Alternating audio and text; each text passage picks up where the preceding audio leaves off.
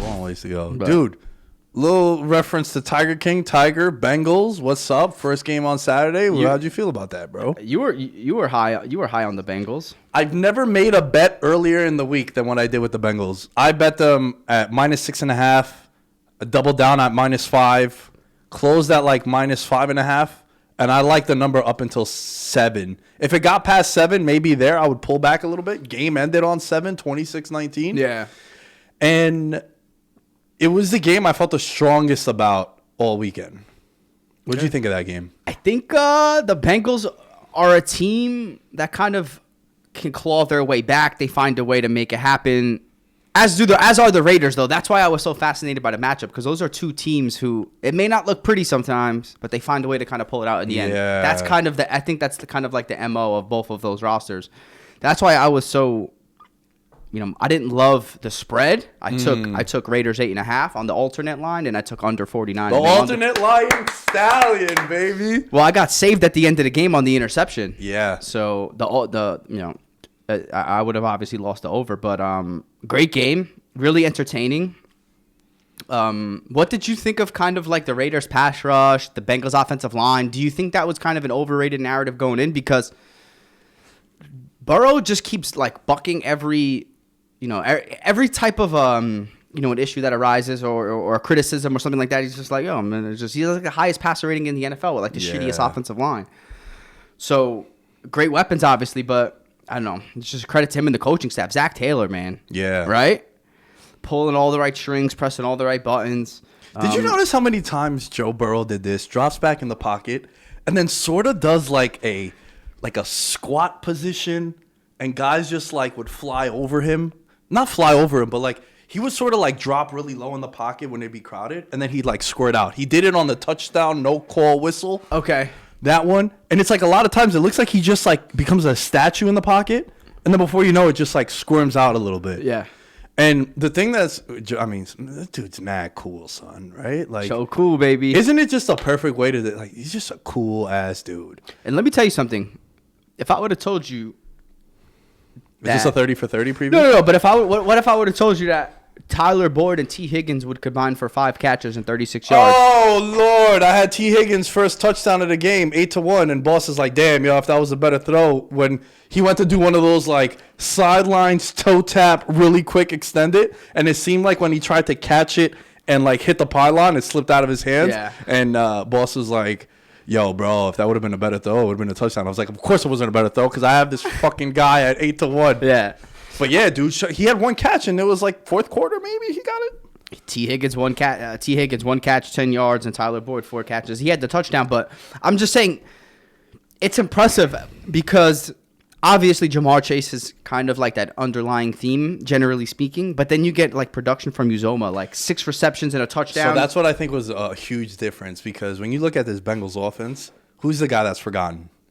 Uzoma. Yeah. Right? It's like, all right, we know about Chase. But Uzoma has had some big games this year. He has, but I also think that's why, because he's just forgotten. He's it's the like, all forgotten. right, we got a bell cow running back in Mixon, who had a career year.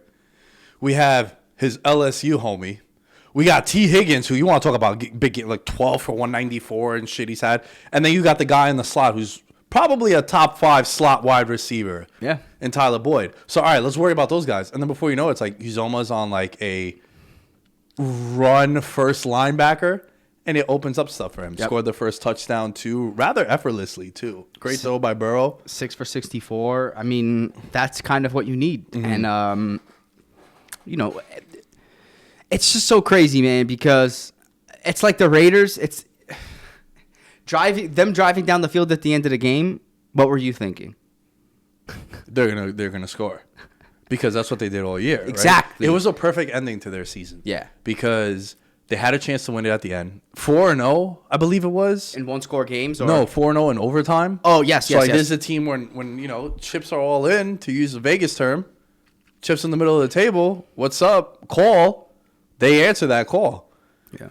2 turnovers for the Raiders, I think. But you know what? I was talking about this with Ahmed, because he was like, to just really quickly reference the Cowboy game, he's like, dude, we get that interception from Anthony Brown. It's like, we end up punting.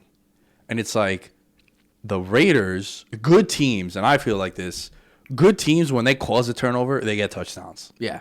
Right? So you're gifting me a free possession. I'm going to make you pay. Yeah. The Raiders gave the ball up. Carr gets sacked inside the 20-yard line, and they hold him to a field goal. That was a massive win for that defense, who I thought that defense balled out again. And I think they just lost to arguably the second best connection in the NFL, I think.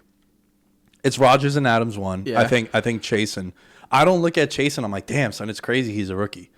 I do say that because I think he's so polished. And even Devontae Adams said, he's like, yo, what Justin Jefferson and Jamar Chase are doing is so wild because I had to grow to get to that. And also these guys were first round picks, so it was expected. And he didn't play all of last year too, right? Jamar Chase. Yeah.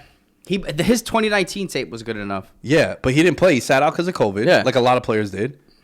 And then he comes back and he's like, already? Like this? Yeah. Fresh legs. Yeah, but yo, bro, I mean, at this point, like, everyone's played a whole season and you know, like, more than a... I would say that at least when it comes to being a wide receiver, correct me if I'm wrong, as long as you stay explosive, as long as you're... Yeah, but he's also 21. Like, I wouldn't say that about... Like, if it was, like, Julio getting a year off, and I'm like, all right, yo, Julio, he's 32, 33, like... I'm saying the position, Jamar Chase taking a year off as a wide receiver is not as big of a deal, in my opinion, as maybe a quarterback. Like, Trey Lance didn't play the entire year, and and I mean, he was raw coming in, but at the quarterback position, you need reps. Yeah, that's fair. As a wide receiver, you're out there on an island, man. As long as you're staying quick, you're staying fresh, you know, you're running your route, you're keeping your routes crisp.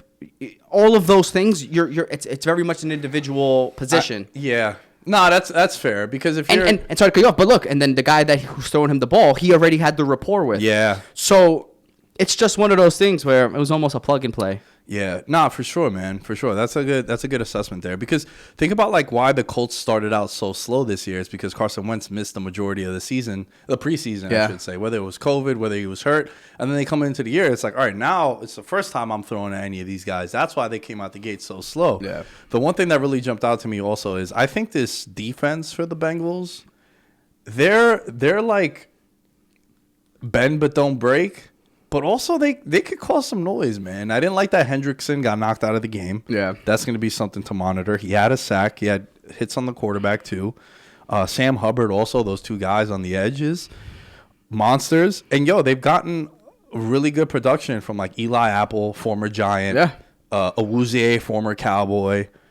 And these are guys like Mike Hilton has bounced around. Von Bell. Remember when Von Bell left Buffalo and it was like, oh, shit, Von Bell to the Saints? No. Congrats. Like, Yeah. what happened there? And they just have guys that make a lot of plays on their defense. Yeah. And I think it kind of went the way I thought it would go. This game also could have been a lot worse if they didn't settle for 4 field goals. Yeah.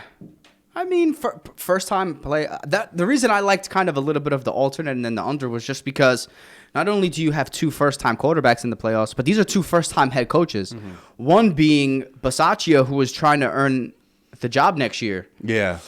An interim coach. I hate to say it, in the back of your mind is let's be competitive. Let's not, to me it's like you can't win the game in the first half, but you could lose the game in the first half. Right. And he's a special teams guy through and through. Conservative kind of approach. Don't get embarrassed. Right. I hate to say it, we're almost lucky to be here. I mean, definitely. Right? Though, yeah. And so it's one of those things where it's like, let's keep it respectable. It's not, And then I think the same thing happened from the Bengals perspective too. It's like, let's be a little bit more conservative. We think we're a better team than them. It's not one of those situations where you're pulling all these strings maybe on a 4th down or whatever the case is. But yeah, that was kind of my lean. It was, I think this is going to be a conservative, potentially low scoring game, and I think it was like there's a lot of field goals. It went under the total too. Yeah. Whether it was, I mean, even the standard over was I believe 48. Yeah. So like. Yeah, I would say so. I think that's fair. Yeah, 2 rookie head coaches and 2 quarterbacks who made their first playoff start. Yeah. And now with Vegas, I hate to say it, but, I wouldn't be surprised if there's some regression next year. We talk about it all the time. If how many of these close games could you have lost, right? 4 overtime games? Yeah. And I'm sure there's a couple of other close games sprinkled in as well. Yeah. I wouldn't be surprised if there's a little bit of regression next year. But we'll see what they do with the head coach. And you think they bring him back? I don't know. I wouldn't. Nah, right? I think it was a great run, and you kind of just leave it at that. And also for him too, I feel like you could sort of leave on your high horse. Exactly. It's like, I kept the ship afloat. Maybe he goes back to being a coordinator, what he was doing before. Yeah. Because then you don't want to go into there and then, you start out, 3-9 and then you get fired at the end of the year. It's like, it kind of sours it. I mean, that's how I would feel. I don't like when former players become head coaches for the team they played for. Okay. I feel like it stings your legacy a little bit, don't you? Wow, who are you referring to? Just in general, like how many coaches played for a team and then they became the head coach of that team, and then before you know it, they're like as good a head coach as they were a player. Like the first one I think of, like I would never want Patrick Ewing to be the coach of the Knicks. Okay. Because like his legacy with New York is so iconic. We celebrate them not winning a championship, but they made the conference finals and they made the finals. You don't want that guy to come like Magic when he coached the Lakers. Yeah. I don't know. It might be a weird, like Jason Kidd when he coaches the Nets and then he has that dude like bump into him and With shit the to ice. spill his drink. Like I feel like it damages your legacy a little. Yeah. Well, you thinking Derek Carr is going to be the coach of the Raiders someday? No, Well, he's dude. going to be the fucking. He'll be the quarterback. I don't think you don't bring him back. Yeah. after what happened. Yeah. Yeah, I think he proved to you that. Bro, how many other quarterbacks can keep this shit afloat after what happened to them? Yeah. I think that's huge. Yeah. And even in the press conference after the game, he's like, pick one of the things that happened to us this year, and he That could have sent our season out of control. He was just very proud, and I'd be proud too.